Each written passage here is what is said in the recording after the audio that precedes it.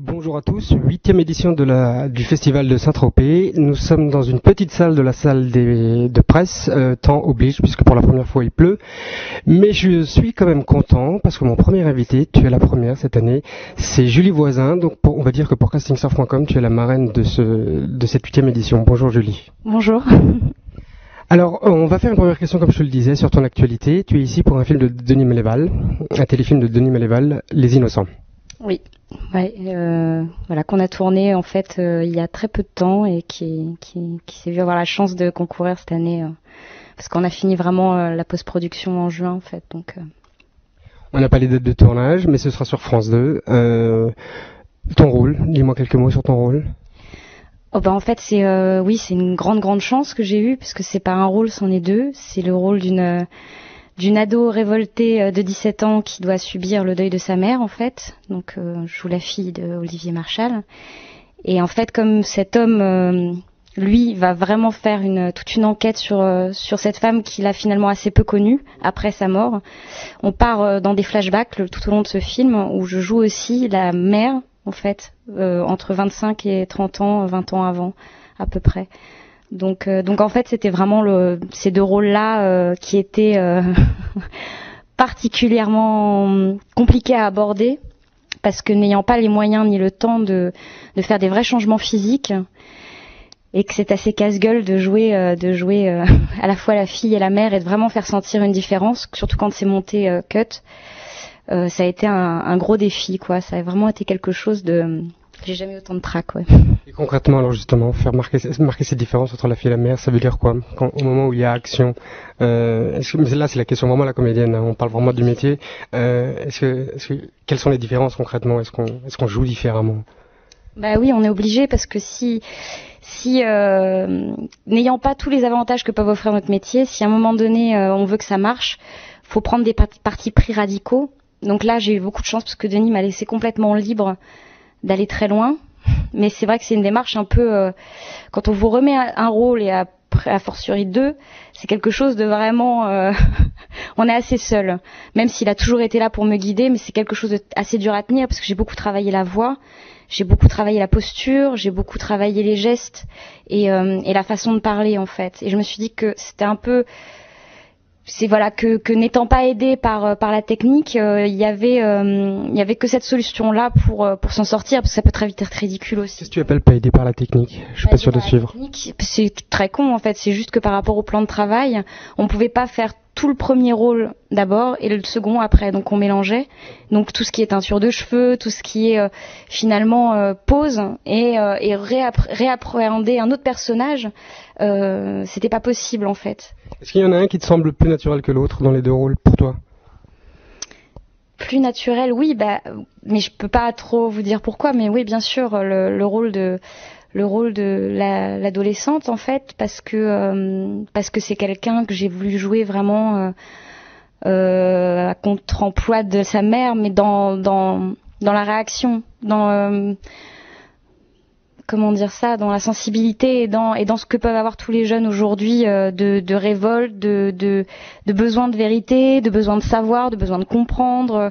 Donc finalement des personnages un peu haut en couleur comme ça, un peu rock'n'roll, qui peuvent avoir des réactions très démesurées par rapport aux propos. Parce qu'il y a une idée de révolte quoi profonde, au-delà de ce qu'elle ait perdu sa mère, je veux dire. Donc ce personnage-là je me suis beaucoup inspirée de tout ce que j'ai été, d'une part, mais de tout ce que aussi sont les gens de cette génération-là, de 18 ans d'aujourd'hui. Et voilà. Tu n'es pas la première comédienne ou comédien qui aborde deux rôles dans un film à des âges différents. Est-ce que tu crois qu'on peut parler de deux techniques différentes pour aborder le métier? Une personne plus âgée ne se tient pas de la même manière qu'une fille de 18 ou 19 ans, ne se tient pas de la même manière que toi, puisque tu n'as pas l'âge. Est-ce que tu crois qu'on peut parler de deux techniques différentes, quoi? Une où on fait semblant et une autre où on est un peu, tu vois, sans parler de... Ouais. Non, en fait, pas du tout. Je crois vraiment que c'est c'est un parti pris personnel, mais j'ai toujours abordé les rôles que j'ai fait, aussi divers et variés soient-ils, par aller puiser, même ne serait-ce que la plus petite chose infime, mais qu'on peut avoir déjà en soi, en fait. C'est plus une recherche, c'est pas mal dans l'introspection par rapport à trouver, par exemple, si on a un personnage extrêmement jaloux à jouer, je sais pas, et qu'on ne l'est pas forcément, ou d'aller chercher des situations où on puisse avoir un fond de ça en soi et de tirer la ficelle. Donc en fait, là, je me suis amusée pour ces 2 rôles à tirer 2 ficelles, à chercher 2 fonds chez moi qui pouvaient être une base de ce qui pouvait me rester d'adolescence enfouie et de ce qui pouvait commencer à naître chez moi de jeune femme.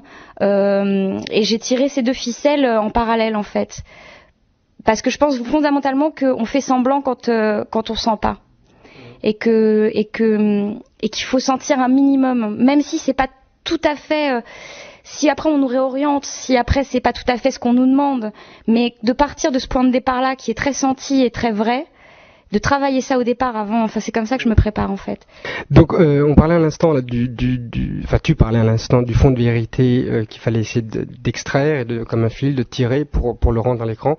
J'ai l'impression que tu dis exactement l'inverse que ce que certains comédiens de télé, enfin étiquetés télé me disent, c'est-à-dire que pour eux c'est un métier de la télé, c'est un métier de plaquage, c'est un métier de l'instant, un métier de l'instant. Donc surtout ceux qui travaillent dans des séries, qui ont des personnages bien définis, qui n'apprennent quasiment pas le texte, et ils arrivent, action, et puis balancent leur truc. J'ai un peu l'impression que tu dis l'inverse. Non, parce que je crois qu'à un moment donné, il faut que les choses soient nourries. Même quand on arrive et qu'on balance un texte en télé, c'est clair qu'on n'a pas de temps en fait. Faut apprendre à travailler vite, faut apprendre à tout de suite savoir ce que l'on veut, savoir ce que le metteur en scène veut, et souvent on n'a pas beaucoup plus. Je fais une généralité, mais c'est vrai en moyenne que 2-3 prises. Donc si on se viande, c'est une question de temps aussi. C'est ça la nuance de la télé. Mais pour moi, c'est ce qui, quand les comédiens disent comme ça qu'ils arrivent et qu'ils balancent, je pense que c'est ce qu'ils veulent dire parce que je crois que ça se travaille beaucoup en fait en amont pour pouvoir avoir la liberté de pas se poser de questions sur le moment et d'être efficace assez rapidement en fait. Okay. Et est-ce qu'entre réal ça se dit ça, un tel comédien ou une telle comédienne travaille vite? Est-ce que ça se dit? Est-ce que c'est un vrai point fort du comédien alors? C'est pas un point. Non, je crois que le point fort des comédiens, mais c'est ce qui fait aussi tout le métier, c'est l'adaptabilité à tout. Enfin, à un moment donné, c'est comme un réalisateur qui découpe particulièrement son scénario, un réalisateur qui va être plus basé sur le plan séquence. C'est savoir avec qui l'on va travailler, pour quel genre de produit, que ce soit de la télé ou du cinéma, et s'adapter soit dans sa préparation à ça en fait. Mais je crois que, enfin pour moi en fait. Vraiment, les films, les courts-métrages, les télés, c'est des histoires. Alors, je crois que quand on a envie et qu'on cachetonne pas, enfin qu'on a vraiment envie de raconter une histoire, que le rôle nous plaît et qu'on sent relever un défi, finalement, tout ça va de soi, quoi. Je crois que c'est quelque chose d'assez irréfléchi, pas dans la démarche de travailler le personnage, mais dans la façon par rapport au réalisateur, par rapport à la vitesse du film, par rapport à tout ça. En fait, on s'adapte parce qu'on a envie. Donc on subit pas, on est tout le temps en éveil de voir. Alors là, il se passe ça, on va faire le plan après, d'accord. Donc si on se retourne, moi, il faut que je pense. Et en fait, c'est pas si réfléchi que ça, en fait. Je crois. À partir du moment où on est motivé par l'envie. Enfin, moi, je suis très à fond sur tout ce qui est vrai finalement. Tout ce qui est, comme je disais, du même fond de départ qu'il faut à mon avis pour interpréter un personnage, mais de la sincérité et de l'envie d'avoir à le faire aussi, quoi. Sur les castings, ouais. Est-ce que tu as des conseils, enfin pas que le mot conseil te fasse peur, mais est-ce que tu as des trucs à dire par rapport justement à ces comédiens qui galèrent quoi, qui galèrent de casting en audition et inversement, voilà. Mais c'est un passage obligé et je crois que c'est vraiment une force. Faut se le dire, faut ronger son frein. Je suis passée par là aussi. Il y a des moments pas faciles du tout où ça marchait pas. Mais je crois que d'être c'est toujours la même chose, d'être vraiment en accord avec soi-même, quoi. C'est de pas créer quelque chose, de venir habiller dans l'humeur d'un rôle évidemment, oui, mais de pas de rester un peu aussi à sa place et d'inventer, c'est bien, mais de toujours être en accord, oui, avec ce qu'on est. Parce que quand on crée trop quelque chose, on se perd et on perd les choses et on donne pas confiance. Et c'est comme quand on reste à côté du téléphone, ce qu'on dégage à un casting, c'est de l'envie, c'est pas de l'envie, c'est du besoin. Et les gens, ça peut les paniquer de sentir des gens dépendants de leurs idées à eux, quoi. Donc moi, les castings, maintenant, j'y vais en me disant que je vais jouer pendant 1 heure et ça me fait plaisir, quoi. Et je m'en pose pas tant de questions. En fait. Et surtout, je n'ai plus peur de dire ce que j'ai envie de dire, en fait. d'avoir l'impression de déranger ou de presque excusez-moi d'être là parce que j'ai vraiment envie de bien faire et tout ça. Non, quoi. Enfin. T'imposes ta personnalité, quand même. Oui, mais sans forcément l'ouvrir, quoi. Mais de se dire qu'on est là pour jouer, faire notre métier et que ça fait partie aussi de notre métier et que c'est un beau métier. Bon, bah écoute, on va prendre ça comme conclusion. Merci beaucoup, Julie.